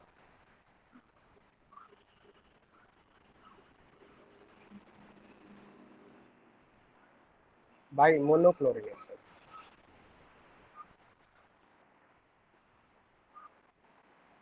monochlorination तो सपोज मान लिया हमने साइक्लोहेक्सेन है, साइक्लोहेक्सेन का मोनोक्लोरिनेशन कर रहे हैं, नंबर ऑफ प्रोडक्ट्स बताना है।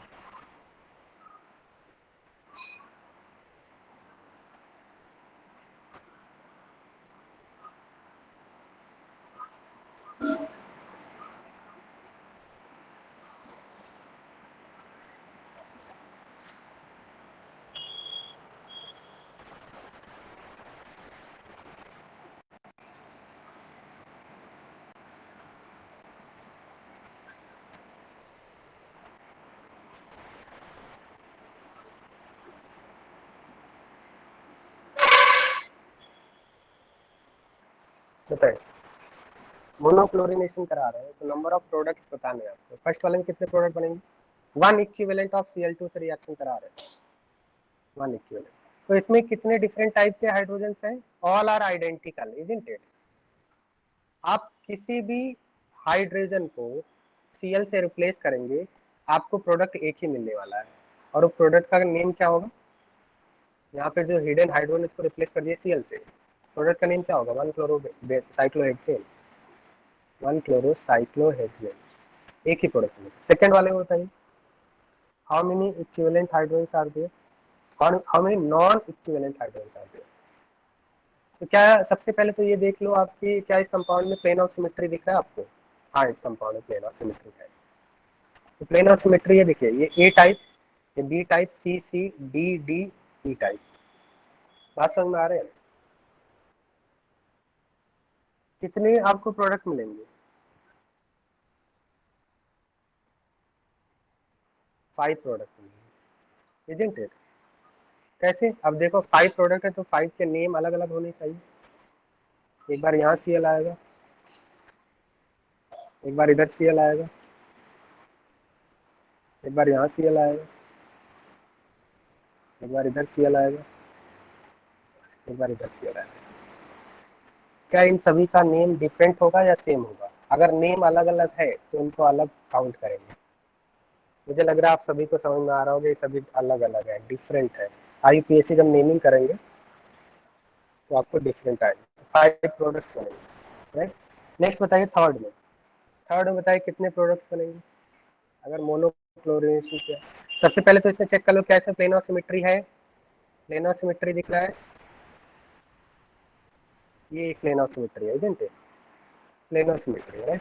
अब अगर प्लेन ऑफ सिमेट्री है तो इसका मतलब जिस ये और ये आइडेंटिकल है, इजंट इट, ये दोनों आइडेंटिकल है, बात समझ में आ रहा है, आइडेंटिकल पोजीशन है, मतलब उन पे जो अटैच हाइड्रोजन है वो आइडेंटिकल है। तो चाहे ये वाला हाइड्रोजन को रिप्लेस करके Cl लगाओ या फिर ये वाला हाइड्रोजन को रिप्लेस करके Cl लगाओ, नेम सेम होगा। बात समझ में आ रही है, क्योंकि एक ही इक्विवेलेंट Cl2 है हमारे पास, दो नहीं है। या तो आप इसको कर सकते हो या फिर इसको कर सकते हो और दोनों में नेम सेम आएगा। इतनी बात समझ में आ रही है। आप यहाँ से हाइड्रोजन को रिप्लेस करके Cl लगाओ या फिर इधर से हाइड्रोजन को रिप्लेस करके Cl लगाओ, नाम तो सेम ही होगा ना। तो ए हो गया, ये हो गया आपका बी, ये हो गया सी, ये हो गया डी। कितने मिलेंगे प्रोडक्ट बताइए आपको, कितने प्रोडक्ट मिलेंगे आपको? 4 प्रोडक्ट मिलेंगे। तो यहाँ पे 4 नॉन इक्विवेलेंट हाइड्रोजन्स है। तो हमें नॉन इक्विवेलेंट हाइड्रोजन चेक करने होते हैं, मतलब यहाँ पे एक नोट करके लिख सकते हैं नंबर ऑफ प्रोडक्ट्स। हम लोग ऐसा बोल सकते हैं number of products is equal to number of non equivalent hydrogens. जितने नॉन इक्विवेलेंट हाइड्रोजन्स होंगे उतने ही प्रोडक्ट बनेंगे। बात समझ में आ रहे हैं?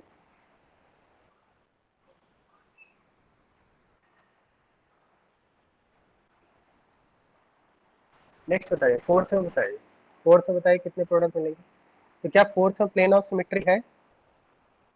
फोर्थ में प्लेन ऑफ सिमेट्री है, हाँ, एक इस तरह से है, एक हॉरिजॉन्टल प्लेन ऑफ सिमेट्री और एक वर्टिकल प्लेन ऑफ सिमेट्री भी है। यहाँ पे तो दो दो प्लेन ऑफ सिमेट्री, एक हॉरिजॉन्टल प्लेन ऑफ सिमेट्री और एक वर्टिकल प्लेन। थोड़ा सा मैं इधर ऐसा थोड़ा साइड में कर देता हूँ इसको। यहाँ पे दो प्लेन ऑफ सिमेट्री है, राइट, दो प्लेन ऑफ सिमेट्री है, राइट। तो इसका मतलब क्या हुआ कि ये ए टाइप है, ये भी ए टाइप है, ये बी टाइप है, ये बी टाइप है, ये सी, ये सी, ये सी, ये सी। इतनी बात समझ में आ रही है? बात को समझो आप।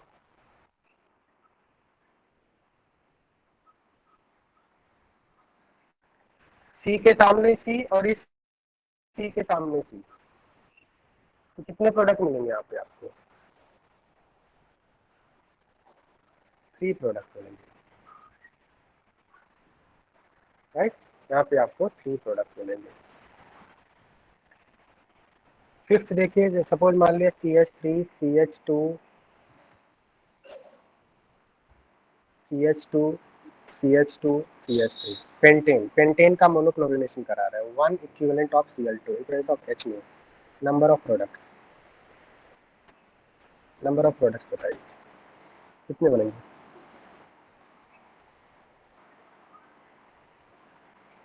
नंबर ऑफ प्रोडक्ट्स कितने होंगे? A type, A type, B type, B type, A C type, और यहाँ पे प्लेन ऑफ सिमेट्री 20 से मिलेगा। तो एक आपका हो जाएगा, एक को रिप्लेस करेंगे तो क्या बनेगा? CH2 Cl, CH2 CH2 CH2 CH3, 1 chloro pentane. एक 1 क्लोरो पेंटेन मिलेगा, एक 2 क्लोरो पेंटेन मिलेगा, और एक क्या मिलेगा? 3 क्लोरो पेंटेन। अब अगर यहाँ पे बी वाले को रिप्लेस किया, एक, चलो यहाँ पे नंबरिंग कर देते हैं इसको, 1 2 3 4 5। 1 को रिप्लेस किया तो 1 क्लोरोपेंटेन, 2 को रिप्लेस किया 2 क्लोरोपेंटेन, 3 को रिप्लेस किया 3 क्लोरोपेंटेन। अगर 4 को रिप्लेस करेंगे, 4 वाले हाइड्रोजन को रिप्लेस करेंगे तो क्या 4 क्लोरोपेंटेन मिला? 4 को अगर रिप्लेस करेंगे तो क्या 4 क्लोरोपेंटेन मिलेगा या 2 क्लोरोपेंटेन मिलेगा? तो फिर नंबरिंग इधर से स्टार्ट करेंगे, फिर तो 2 क्लोरोपेंटेन मिलेगा जो कि रिपीट हो जाएगा फिर। और अगर 5 को रिप्लेस करेंगे तो क्या मिलेगा आपको? 5 क्लोरोपेंटेन मिलेगा या 1 क्लोरोपेंटेन मिलेगा? तो 1 क्लोरोपेंटेन मिलेगा, रिपीट हो जाएगा। इसका मतलब 3 ही प्रोडक्ट मिलेंगे आपको, आपको 3 ही प्रोडक्ट मिलेंगे। बात समझ में आ रही है? आंसर हो जाएगा आपका 3, आंसर यहाँ पे आएगा 3 प्रोडक्ट्स।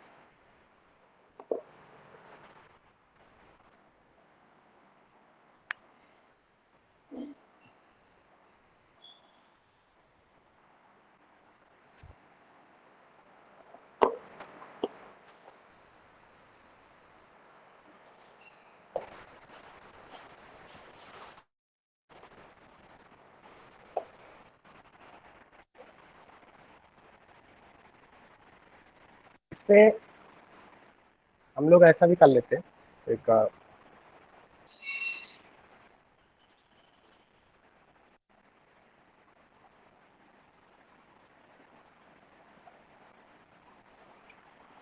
इसमें कोई कायरल 1 क्लोरोपेंटेन, 2 क्लोरोपेंटेन, 3 क्लोरोपेंटेन में कोई कायरल मॉलिक्यूल है? नंबर ऑफ कायरल मॉलिक्यूल कितने हैं अगर आपसे पूछा है? कायरल मॉलिक्यूल को ये 1 क्लोरोपेंटेन तो नहीं है, 2 क्लोरोपेंटेन क्या कायरल है? क्या 2 क्लोरोपेंटेन कायरल है? यस, ये कायरल है। देखिए ये कायरल सेंटर मिल गया हमें, कायरल सेंटर मिल गया। 3 क्लोरोपेंटेन देखिए, एक बार 3 क्लोरोपेंटेन देख लो।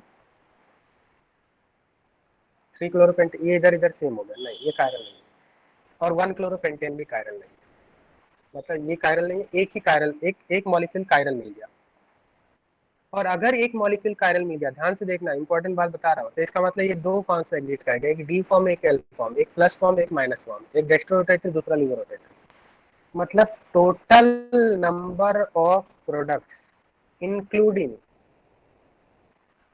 ऑप्टिकल आइसोमर, अगर आपसे पूछा है तो आप क्या बोलेंगे? 3+1, 4 प्रोडक्ट मिलेंगे। बात समझ में आ रहा है? बात क्लियर है या नहीं? मतलब हमारे पास जब हमने पेंटेन का 1 इक्विवेलेंट ऑफ Cl2 से रिएक्शन कराया तो हमारे पास 3 प्रोडक्ट्स मिले। अगर आपको ओनली स्ट्रक्चरल आइसोमर्स पूछ रहा है, अच्छा ये तीनों में क्या रिलेशन है बताना? ये तीनों क्या रिलेशन है? ये तीनों स्ट्रक्चरल आइसोमर्स है। अगर स्ट्रक्चरल आइसोमर ओनली पूछा है तो आप बोलेंगे 3। अगर बोल रहा है total number of isomers including stereo, including stereo बोला है, मतलब ऑप्टिकल भी, तो इन तीनों में से एक ऐसा मॉलिक्यूल है जो ऑप्टिकली एक्टिव है, क्योंकि इसके अंदर कायरल सेंटर है। तो ये दो फॉर्म्स में एग्जिस्ट करेगा, और एक डेक्स्ट्रो रोटेटरी होगा, दूसरा लीवो रोटेटरी होगा, एक आर होगा, दूसरा एस होगा, एक प्लस होगा, दूसरा माइनस होगा, एक प्लेन पोलराइज्ड को राइट साइड में रोटेट करेगा, दूसरा लेफ्ट साइड में रोटेट करेगा। इन दोनों physical property, chemical property, biological property अलग अलग होती है, तो इनको अलग अलग काउंट करना है ना। इन दोनों को डिफरेंट मॉलिक्यूल की तरह काउंट करना है। मतलब इन तीनों में से एक ऑप्टिकली एक्टिव है तो इसके दो फॉर्म्स एग्जिस्ट करेंगे, तो टोटल कितने आइसोमर्स होंगे? टोटल आइसोमर कितने हो जाएंगे? 4 हो जाएंगे। बात समझ में आ रहा है?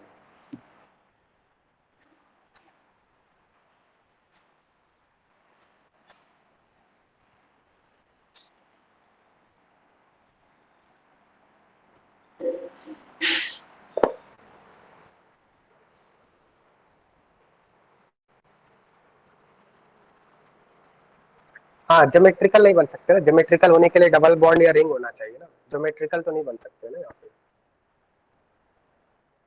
ज्योमेट्रिकल नहीं बन सकते ना।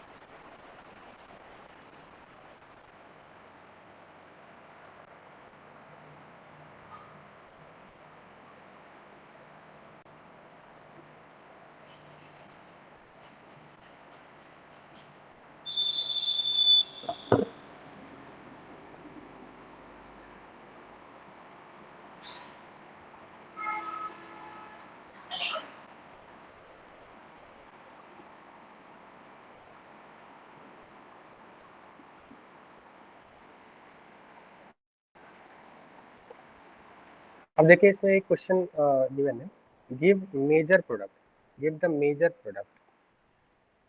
Major product of monobromination, give the major product of monobromination. इसमें फर्स्ट है आपका this, second is this, and third is this. Major product बताना है आपको, तो मेजर प्रोडक्ट और माइनर प्रोडक्ट कैसे आइडेंटिफाई करते हैं बताइए?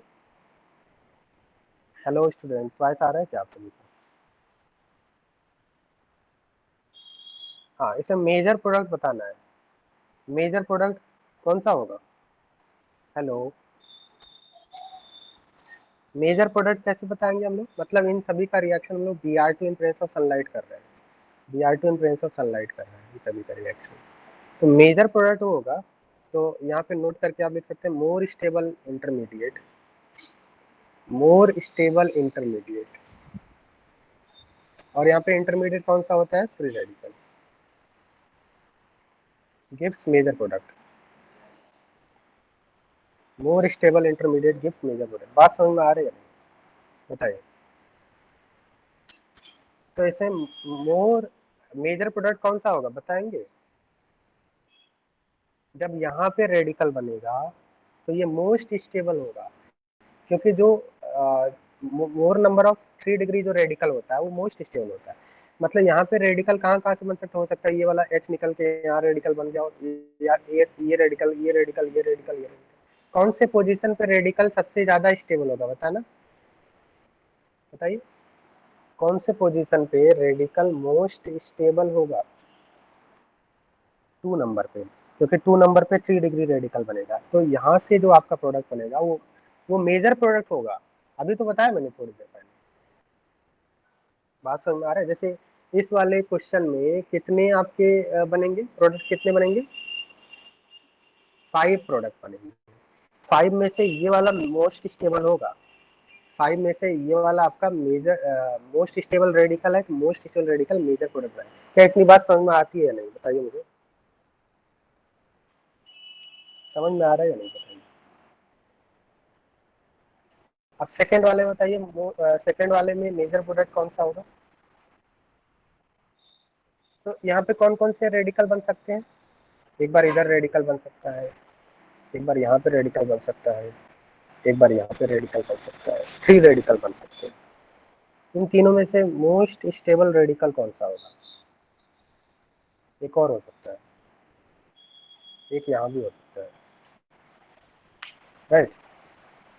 हाँ, थर्ड नंबर पे आपका मोस्ट स्टेबल होगा। तो most stable radical most major product बनाएगा। तो यहाँ पे जो होगा ये आपका मेजर प्रोडक्ट बन जाएगा, और यहाँ पे जो रेडिकल होगा, रेडिकल इस तरह से। बात समझ में आ रही है? Is it clear? ये आपका मेजर प्रोडक्ट हो जाएगा। थर्ड हो, बताइए मोस्ट स्टेबल प्रोडक्ट कौन सा होगा? Major product third.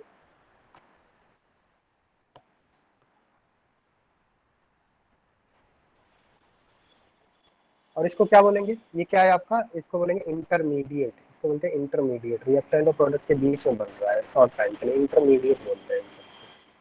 क्या बोलते हैं इनको? क्या बोलते हैं इनको? इंटरमीडिएट बोलते हैं इनको, राइट? इसमें यहाँ पे देखिए कौन कौन से रेडिकल बन सकते हैं। एक बार यहाँ पे रेडिकल बन सकता है। अब एल्केन, एल्केन की प्रॉपर्टी होती है, मतलब यहाँ पे एल्केन से यहाँ पे रेडिकल बन सकता है, एक बार यहाँ पे रेडिकल बन सकता है। कितने डिफरेंट टाइप के हाइड्रोजन हैं इसमें? How many different type of hydrogen are there here? Check कर लेते हैं। sp3 वाले सिर्फ देखना है, डबल बॉन्ड वाले नहीं। डबल बॉन्ड वाले हाइड्रोजन नहीं निकलते हैं, ध्यान देना। तो फ्री रेडिकल रिएक्शन कौन कौन से टाइप के रिएक्शन की प्रॉपर्टी होती है? एल्केन्स की प्रॉपर्टी होती है। एल्केन की प्रॉपर्टी नहीं होती। डबल बॉन्ड वाले हाइड्रोजन नहीं निकलेंगे। A type, A type, B type, B type. कितने प्रोडक्ट बन सकते हैं यहाँ पे बताइए? कितने प्रोडक्ट बन सकते हैं? डबल बॉन्ड वाले हाइड्रोजन नहीं निकलेंगे, ठीक है? 2 टाइप के हाइड्रोजन निकल सकते हैं। तो यहाँ पे एक बार रेडिकल कौन कौन से बन सकते हैं? एक बार ये वाला हाइड्रोजन निकल के रेडिकल बन सकता है, एक बार ये वाला हाइड्रोजन निकल के रेडिकल बन सकता है। इन दोनों में से ज्यादा स्टेबल कौन है? ये वाला ज्यादा स्टेबल है, बिकॉज ऑफ रेजोनेंस। रेजोनेंस की वजह से ज्यादा स्टेबल है, राइट? तो इसका मतलब यहाँ से जब यहाँ से Br2 सनलाइट के प्रेजेंस में कौन सा रेडिकल बनाएगा? Br रेडिकल बनाएगा। और Br रेडिकल यहाँ पे आपका अटैच हो जाएगा। एक रेडिकल और एक रेडिकल, दोनों रेडिकल शेयरिंग कर लेंगे। शेयरिंग करने के बाद जो आपको प्रोडक्ट बनेगा, जो मेजर प्रोडक्ट बनेगा, मेजर प्रोडक्ट ये बनेगा। This is the major product. ये आपका मेजर प्रोडक्ट, राइट? और एक और होगा, तो फिर इसको क्या बोलेंगे? ये वाले प्रोडक्ट को क्या बोलेंगे? Minor product. मेजर माइनर का मतलब क्या है कि ये ज्यादा परसेंटेज में बनेगा और ये लेस परसेंटेज में बनेगा। बात समझ में आ रही है? क्लियर है?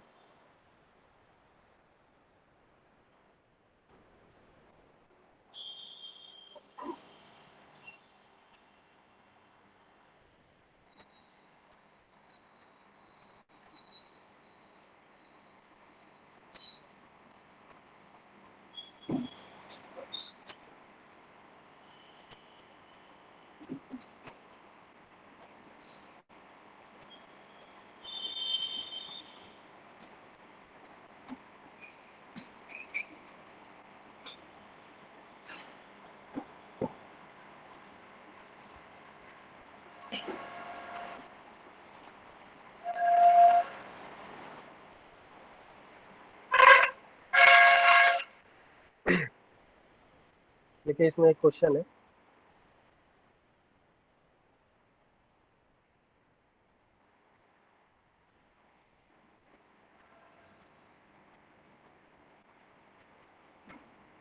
ये आपके एक्सरसाइज बुक में क्वेश्चन है।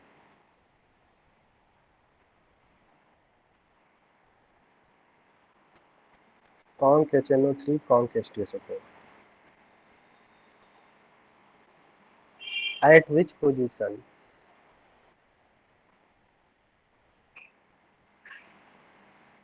nitration mainly take place? At which position nitration mainly takes place?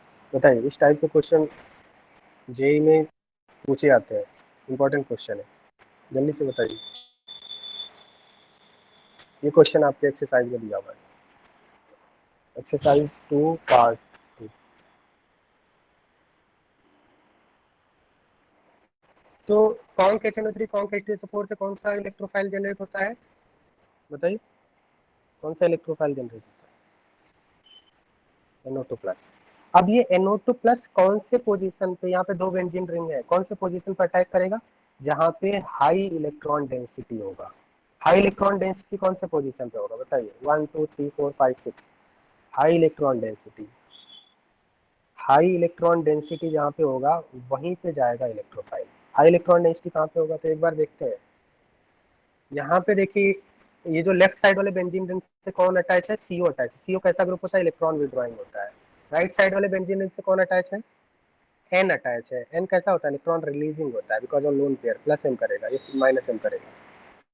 तो बताइए, लेफ्ट साइड वाला बेंजीन रिंग, राइट साइड वाला बेंजीन रिंग, कौन से ज्यादा इलेक्ट्रॉन रिच है? कौन से ज्यादा इलेक्ट्रॉन रिच है? बताइए, राइट साइड वाला बेंजीन। मतलब हम लोग ऐसा बोल सकते हैं, जो लेफ्ट साइड वाला रिंग है वो डीएक्टिवेटेड रिंग है, ये डीएक्टिवेटेड रिंग है। राइट साइड वाला रिंग एक्टिवेटेड रिंग है, मतलब इसमें हाई इलेक्ट्रॉन है। तो NO2 राइट साइड वाले रिंग पे अटैक करना पसंद करेगा। अब राइट साइड वाले रिंग पे भी कौन से पोजीशन पे? प्लस M कहाँ पे होता है? ऑर्थो एंड पैरा पोजीशन पे ही मेनली इलेक्ट्रॉन डेंसिटी इंक्रीज करते हैं, ऑर्थो या पैरा, या तो ऑर्थो या फिर पैरा। तो मेनली कौन से पोजीशन पे होगा, 1 या 3? अब हमारे पास दो ही ऑप्शन बचे हुए हैं, या फिर 1 या फिर 3, ऑर्थो या पैरा। तो NO2 थोड़ा सा बल्की ग्रुप होता है। यहाँ पे देखिए एक CH3 लगा हुआ है। CH3 क्या होता है? ऐसा फैला होता है। CH3 ऐसा 3 डायमेंशन में CH3 क्या होता है? फैला होता है। तो NO2 क्या उतना इजीली ऑक्यूपाई कर पाएगा पोजीशन? ये आपस में भिड़ेंगे, आपस में भिड़ेंगे ऐसा। ठीक है, बात समझ में आ रहा है?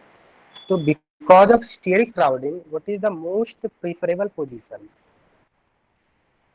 स्टेरिक क्राउडिंग अगर देखा जाए, थर्ड। तो यहाँ पे आंसर क्या आएगा? 3। करेक्ट आंसर होगा 3। क्या ये सभी स्टूडेंट्स को समझ में आ रहा है? Answer 3 number. मतलब इसका जो प्रोडक्ट बनेगा वो 3 नंबर पे NO2 आ जाएगा। दैट्स इट, 3 नंबर पे आपका NO2 आएगा। 3 नंबर पे क्या आ जाएगा? यहाँ पे H हट जाएगा और प्रोडक्ट में NO2 आ जाएगा 3 number.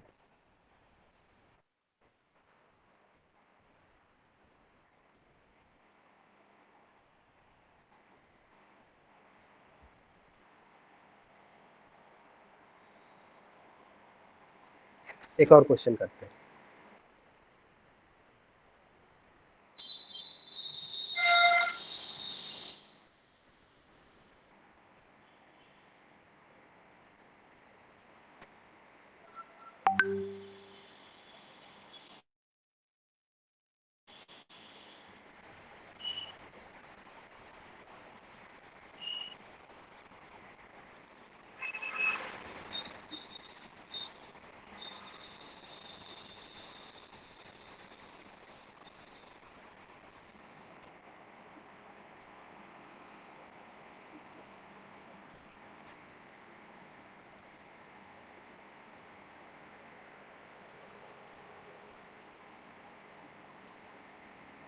The substitution will mainly takes place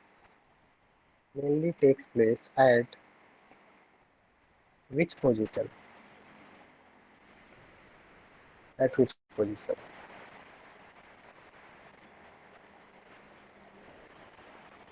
The substitution will mainly take place at which position?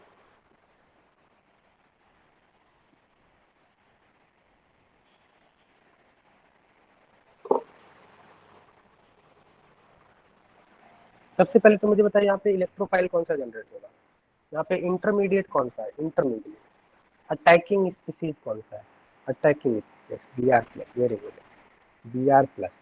क्योंकि मैंने बताया था A L B R three, यहाँ से B R minus, it is expert in withdrawing B R minus, यहाँ से क्या बना लेगा, बी आर माइनस को बाहर निकाल देगा, A L B R four minus बन जाएगा, क्योंकि ये लेविस एसिड है, इसके पास 6 इलेक्ट्रॉन होते हैं। तो इस बी आर टू से बी आर माइनस अपने साथ कंबाइन कर लेगा, A L B R four minus और बी आर प्लस इलेक्ट्रोफाइल यहाँ पे जनरेट होगा। अटैकिंग स्पीसीज यहाँ पे बी आर प्लस इलेक्ट्रोफाइल। अब ये इलेक्ट्रोफाइल कौन से पोजीशन पे अटैक करेगा, जहाँ पे हाई इलेक्ट्रॉन डेंसिटी होगा। हाई इलेक्ट्रॉन डेंसिटी कहाँ पे है बताइए।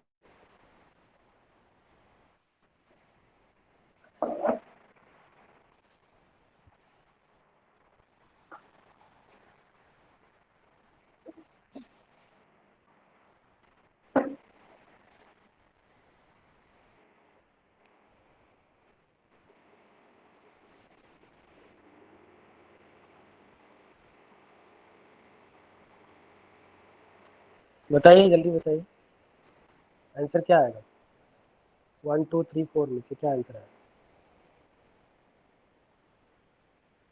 जल्दी बताइए। 2 नंबर, सभी लोग बोल रहे हैं 2 नंबर, अच्छा ठीक है देखते हैं। अगर मैं बात करूं, क्या ये वाले रिंग पे आएगा, ये वाले रिंग पे यहाँ पे H लगा हुआ है, तो हाइपर कॉन्जुगेशन से इसको इलेक्ट्रॉन डेंसिटी मिलेगा। ये वाला रिंग को इलेक्ट्रॉन डेंसिटी कैसे मिलेगा, हाइपर कॉन्जुगेशन से। और ये वाले रिंग को इलेक्ट्रॉन डेंसिटी कैसे मिलेगा, प्लस एम से। अब प्लस एम ये भी कर सकता है, बट ज्यादा अच्छा प्लस एम कौन करेगा, ऊपर वाला NH या नीचे वाला NH। ऊपर वाला NH का फोकस एक ही रिंग की तरफ है, 100% डोनेट करे। नीचे वाला NH बेचारा दो साइड में क्या है, एंगेज्ड है। इस साइड 50% डोनेट करेगा, 50% इसका जो डेंसिटी है वो ऑक्सीजन के पास चला जाएगा। तो ज्यादा अच्छा इलेक्ट्रॉन रिलीजिंग ग्रुप कौन सा है, ये वाला NH या फिर ये वाला NH, ऊपर वाला NH, राइट। ओके, इतनी बात समझ में आ गई। तो अच्छा ये बताइए कि ये वाला बेंजीन रिंग ज्यादा इलेक्ट्रॉन रिच होगा या ये बेंजीन रिंग ज्यादा इलेक्ट्रॉन रिच होगा। इस वाले बेंजीन रिंग में हाइपर कॉन्जुगेशन से इलेक्ट्रॉन मिल रहा है, सी एच क्या है, सी एच है ना। और बेंजीन से जब CH3 अटैच होता है तो हाइपर कॉन्जुगेशन से इलेक्ट्रॉन मिलता है, और इस वाले बेंजीन रिंग में रेजोनेंस से इलेक्ट्रॉन मिला। इसका मतलब ये वाला बेंजीन रिंग ज्यादा इलेक्ट्रॉन रिच है, ये तो बात कंफर्म हो गई, मतलब यहाँ पे नहीं जाएगा। इतनी बात समझ में आ रहा है सभी स्टूडेंट्स को, this benzene ring is more electron rich. अब इस बेंजीन रिंग में कौन सा पोजीशन पे, तो इसके ऑर्थो एंड पैरा, ये हो गया ऑर्थो और ये हो गया पैरा, और इसका ऑर्थो 2 नंबर हो गया, पैरा 4 नंबर। तो इसका ऑर्थो या पैरा 2 नंबर या 4 नंबर, 2 या फिर 4 पे जाएगा। ठीक है, इसका जो ऑर्थो है 2 है और इसका जो पैरा है वो 4 है, 2 या 4 का है। अब 2 नंबर पे जो प्लस एम होता है वो जितना 2 नंबर पे होता है उतना ही 4 नंबर पे होता है, बट NH एक और इफेक्ट शो करता है, -I, और -I डिस्टेंस डिपेंडेंट होता है। अब बताइए कौन से पोजीशन पे जाना चाहिए, मतलब ये रिलीज तो कर रहा है 2 नंबर को, जितना 2 नंबर पे रिलीज करेगा उतना ही 4 नंबर पे रिलीज करेगा प्लस एन से, बट जब -I से विड्रॉ करने की बात होगी, नाइट्रोजन मोर इलेक्ट्रोनेगेटिव है कार्बन से, तो इधर 2 नंबर से ज्यादा विड्रॉ करेगा इलेक्ट्रॉन, 4 नंबर से कम इलेक्ट्रॉन विड्रॉ करेगा, क्योंकि NH के दो आपके इफेक्ट होते हैं, प्लस एम भी होता है, -I होता है। यहाँ पे आंसर आएगा 4, करेक्ट आंसर होगा 4, मतलब 4 नंबर पे यहाँ पे Br अटैच हो जाएगा प्रोडक्ट में। 4 नंबर पे क्या हो जाएगा, H यहाँ पे रिप्लेस होके Br आ जाएगा। बात समझ में आ रहा है नहीं, यहाँ से H हट के Br आ जाएगा 4 नंबर पे। बात समझ में आ गया नहीं, सेकंड पे हाइड्रोजन बॉन्डिंग भी हो सकता है। ब्रोमीन के साथ हाइड्रोजन बॉन्डिंग होता है क्या? ब्रोमीन कब से हाइड्रोजन बॉन्डिंग बनाने लगा? ब्रोमीन कब हाइड्रोजन बॉन्डिंग बनाता है? हाइड्रोजन बॉन्डिंग ब्रोमीन नहीं बनाता है। कैसे हाइड्रोजन बॉन्डिंग होगा, समझा नहीं मैं। तानिश, ब्रोमीन कैसे हाइड्रोजन बॉन्डिंग बना सकता है?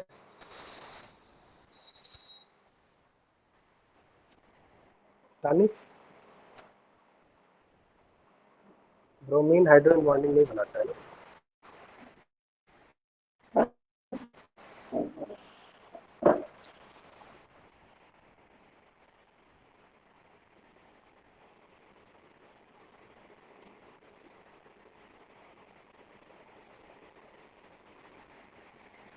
एक और क्वेश्चन है, ये सभी आपके एक्सरसाइज के क्वेश्चन है। एक और क्वेश्चन देख लेते हैं। How many products are optically active?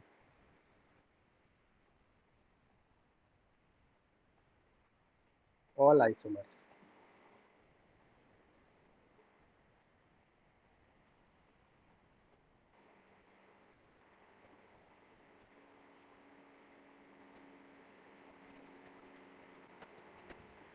देखिए, अगर आपको वन इक्विवेलेंट नहीं भी दिया हुआ है तो आपको मानना है कि वन इक्विवेलेंट ही है, क्योंकि ज्यादातर रिएक्शन में वन इक्विवेलेंट ही ब्रोमीन लेते हैं हम लोग।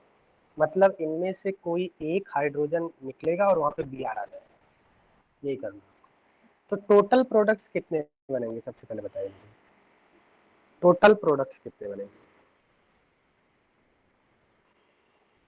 Total structural, total total products, और फिर आप बोल सकते हैं number of products. Number of products कितने बनेंगे? नंबर ऑफ प्रोडक्ट्स कितने बनेंगे, और इसके बाद टोटल नंबर ऑफ प्रोडक्ट्स, दोनों अलग अलग चीजें हैं। Including stereo isomers. तो number of products and total number of products including stereo isomers, बताइए। और उसके बाद आंसर देना, how many products are optically active. Optically active कैसे पता लगाएंगे? ऐसे प्रोडक्ट जिनमें कायरल कार्बन है वो ऑप्टिकली एक्टिव होंगे। बात समझ में आ रहा है? तो इसमें कितने नॉन इक्विवेलेंट हाइड्रोजन है पहले बताइए मुझे। ये ए type, A type, A type, इतनी बात समझ में आ रहा है? क्या ये हाइड्रोजन सिमेट्रिकल इन्वायरमेंट में नहीं है ना? एक जैसे हैं, सिमेट्रिकल है। ए टाइप, बी टाइप, यहाँ पे एक एच होना चाहिए आई थिंक। हाँ, यहाँ पे गड़बड़ कर दी मैंने, इधर आपका एच होगा।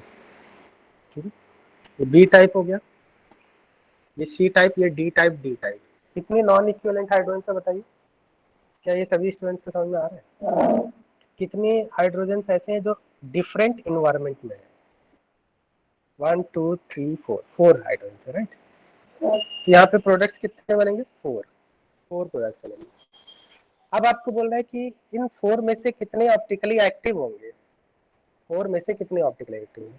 तो जब हमने ए को रिप्लेस किया, जब हमने ए वाले हाइड्रोजन को रिप्लेस किया, देखो, अगर हमने हाइड्रोजन ए को रिप्लेस किया तो क्या प्रोडक्ट बनेगा?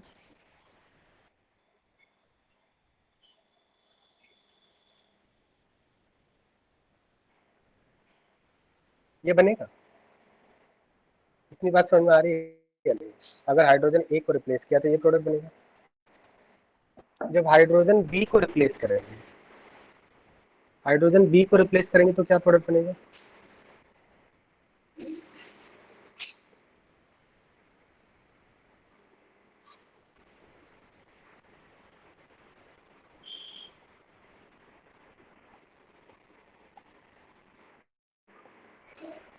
हाइड्रोजन बी को रिप्लेस करेंगे तो ये प्रोडक्ट बनेगा। हाइड्रोजन सी को रिप्लेस करें,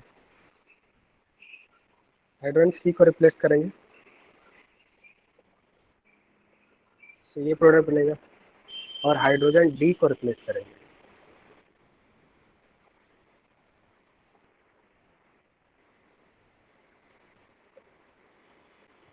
ये प्रोडक्ट बनेगा। क्या इतनी बात समझ में आ रही है आपको? 4 प्रोडक्ट बनेंगे। अब इन 4 में से कौन सा ऑप्टिकली एक्टिव है? किसी में कायरल सेंटर दिखा आपको? पहले वाले में बताया कायरल सेंटर है, कोई कायरल सेंटर है इधर? नहीं है, नहीं है, नहीं है, नहीं है, इधर भी नहीं, नो कायरल सेंटर। बी वाले में देखिए, क्या ये कायरल है? क्या ये कायरल है या नहीं? देखिए हाइड्रोजन और Cl अलग है, ये अलग है और ये अलग है, मतलब 4 डिफरेंट ग्रुप, ये कायरल है। और अगर ये कायरल है, अगर ये कायरल है इसका मतलब ये ऑप्टिकली एक्टिव है, क्योंकि मैंने बताया था अगर किसी कंपाउंड में एक ही कायरल सेंटर होते हैं तो ऑप्टिकली एक्टिव होते हैं, मतलब ये 2 फॉर्म से एग्जिस्ट करेगा, एक डी होगा दूसरा एल होगा, मतलब ये जो बी नंबर वाला कंपाउंड है वो 2 फॉर्म में एग्जिस्ट करेगा, एक डेस्ट्रो रोटेटरी दूसरा लीवो रोटेटरी, दोनों की प्रॉपर्टी अलग होंगी इसलिए उनको डिफरेंट काउंट करना है। सी, हाइड्रोजन सी को जब रिप्लेस किया तो क्या ये कायरल बनेगा? ये दोनों सेम है, नहीं। इसके साइड वाला, इसके साइड वाला नहीं, ये भी नहीं।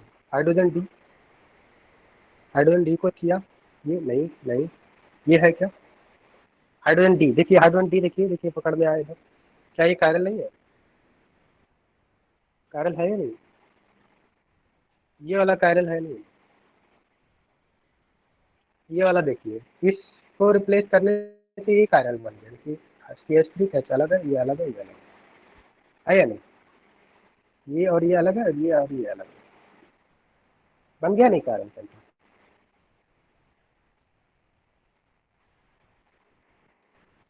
है ना कायरल? इसका मतलब ये भी 2 फॉर्म में एग्जिस्ट करेगा, डी एंड एल।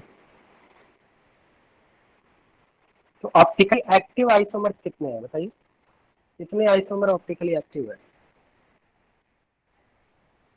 4, ये 2 और ये 2, कितने? 4 ऑप्टिकली एक्टिव है, डी और एल तो ऑप्टिकली एक्टिव होते हैं ना, 4 ऑप्टिकली। टोटल आइसोमर्स कितने हो गए बताइए? हमारे पास टोटल 4 थे, 1 2 3 4, और 2 एक्स्ट्रा बन गए, 4 + 2 6 बन गए, 2 एक्स्ट्रा निकल आए तो 6। और 6 में से ऑप्टिकली एक्टिव कितने हैं? ऑप्टिकली एक्टिव कितने? 2 ये वाले और 2 ये वाले, 4 हो गए, 4 आपके ऑप्टिकली एक्टिव, 4 ऑप्टिकली एक्टिव है, और बाकी के 2 जिसमें कायरल सेंटर नहीं है वो ऑप्टिकली इनएक्टिव है। तो यहाँ पे आपको क्वेश्चन पूछा था how many products are optically active, तो आंसर आएगा 4। Is it clear to all of you?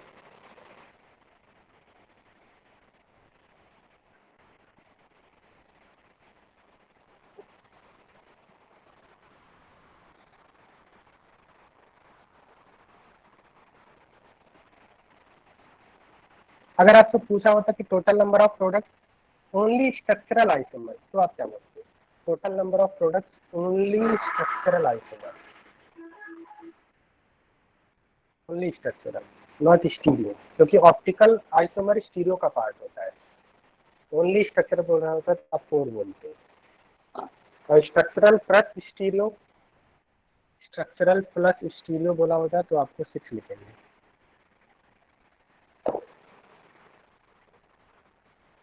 Is it clear up to here?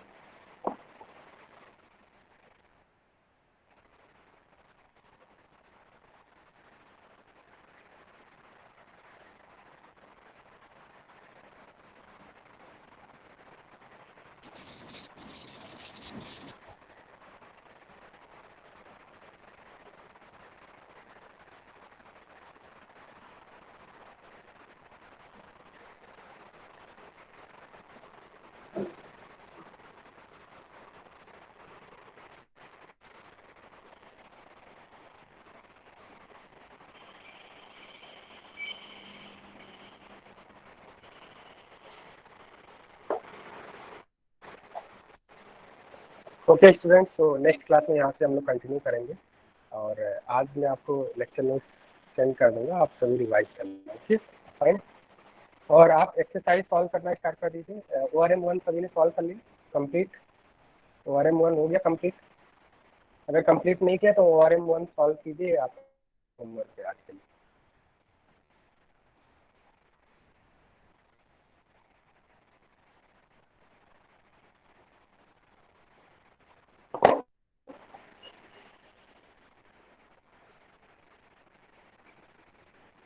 हाँ ठीक है, हाँ लास्ट 2 क्लासेस के नोट्स भी सेंड कर दूंगा।